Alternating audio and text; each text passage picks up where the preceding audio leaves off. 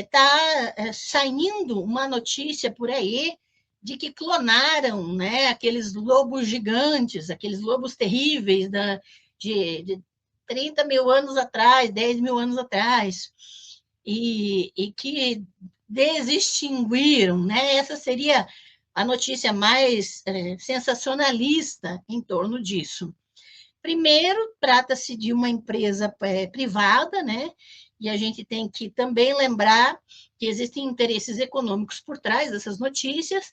E segundo, não acreditem nas manchetes logo de cara. Leiam o que está acontecendo, leiam o que foi feito. Não foi um tipo de animal que saiu da extinção por questão genética. Não, não foi. Não conseguiram reproduzir nem clonar perfeitamente nenhum animal da pré-história. Tá? O que fizeram foi basicamente pegar animais, lobos, né? Animais contemporâneos a nós, e usar alguns resquícios de DNA, que não é possível montar toda a cadeia de genoma, né, DNA, que é comumente falado, né, desses animais pré-históricos, então são pedaços. E colocaram esses resquícios em embriões de lobos modernos, né? E basicamente tem 3 filhotes, ou coisas assim. Nenhum desses animais é clone de animal pré-histórico, tá bem?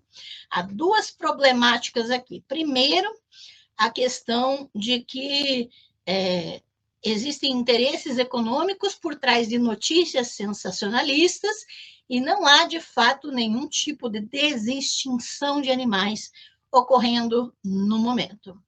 E outra problemática é que qualquer tipo de tentativa de reconstrução de uma entidade viva, de um ambiente específico, seja da pré-história, ou seja, de um outro ambiente e deslocado no tempo ou no espaço, isso pode desestruturar a cadeia animal, o ecossistema do local. Tá?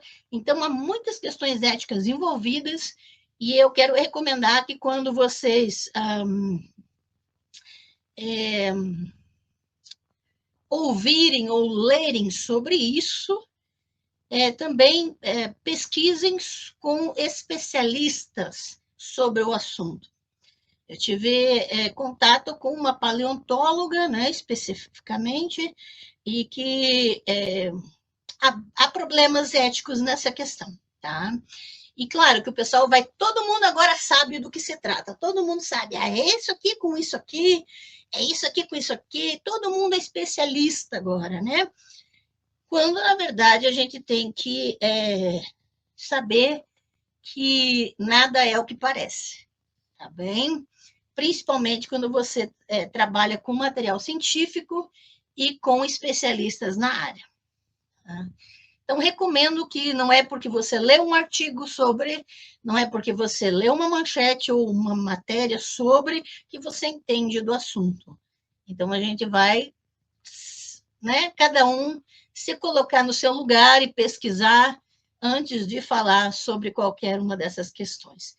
Quis falar sobre isso especificamente porque nós estamos falando de pré-história aqui, nós estamos falando de animais selvagens, de predadores, e qualquer tipo de deslocamento desse tipo de entidade viva causa uma desestrutura, tá, no ecossistema.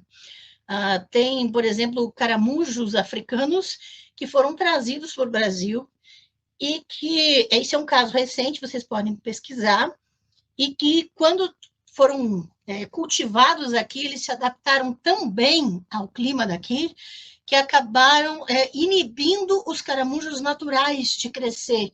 E houve uma mudança no ecossistema em que os caramujos naturais daqui foram inibidos, eles pararam de se desenvolver e houve um excedente desse caramujo africano trazido. Então, qualquer deslocamento, Se você traz um elemento de um ecossistema para outro, na mesma época, isso já causa um problema, tá? Para aqueles seres vivos que estão no local.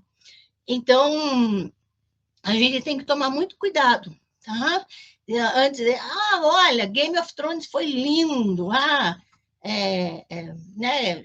Começa a viajar nas coisas sem pensar nas questões éticas envolvidas, e nem é o caso, porque ninguém trouxe de volta um animal das cavernas aqui para a nossa realidade, né?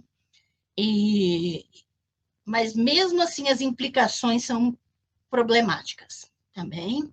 Recomendo leitura, recomendo pesquisa, e a gente vai se colocando no nosso lugarzinho de pesquisador. Fernando Aragão, boa noite, seja muito bem-vindo, obrigada pela presença. Cláudia Antonieta, boa noite, querida, boa noite. Ontem Clarinha fez 22 anos, feliz aniversário, Clarinha, que bom. Meu beijo para Clarinha, de aniversário, que beleza, viu? Obrigada por avisar.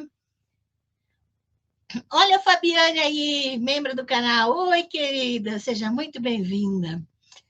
O caramujo africano se tornou uma praga, sim, Cláudia, e é por causa desse deslocamento de ecossistema, né? Esses experimentos causam problemas para as plantas nativas, tá? Plantas e animais, né? Então, a gente tem que começar a refletir sobre o que a gente ouve, sobre o que a gente percebe ao nosso redor, e antes de entrar no hype, né, das redes, que é muito interessante. De repente, todo mundo ficou especialista em lobos cinzentos, né? Então, de repente, todo mundo ficou especialista em genoma, em DNA. Então, é muito interessante que começa a pipocar especialista em nada, né? Everson Krieger. Na Argentina, um empresário importou castores com interesse na pele, porém também desequilibrou e até hoje é um problema, pois fizeram represas, o que o que desmatou, mudou toda a fauna e flora da Terra del Fuego. Sim, exatamente. Tá, tem bastante exemplos nesse sentido, de fato, Everson. E assim, desde pequenos exemplos até grandes problemas, né, estruturais na região, e é importante que a gente perceba essas situações e, e trate de se responsabilizar pelas questões éticas relacionadas, né? Eu entendo que, como pesquisadores, a gente tem sempre que trabalhar com humildade e responsabilidade. E é o que mais falta, né? Por aí. Porque a humildade a ponto de saber os limites das questões e saber analisar as coisas antes de espalhar notícias ou falar sobre coisas, e também responsabilidade no sentido de assumir as consequências, né? Quem vai trabalhar para reestruturar um local completamente desmontado, né? Por causa desses deslocamentos, por causa desses atos inconsequentes. E claro que as empresas privadas estão diretamente envolvidas. Então, obrigada pela lembrança desse exemplo, e fica aqui, hashtag fica a dica da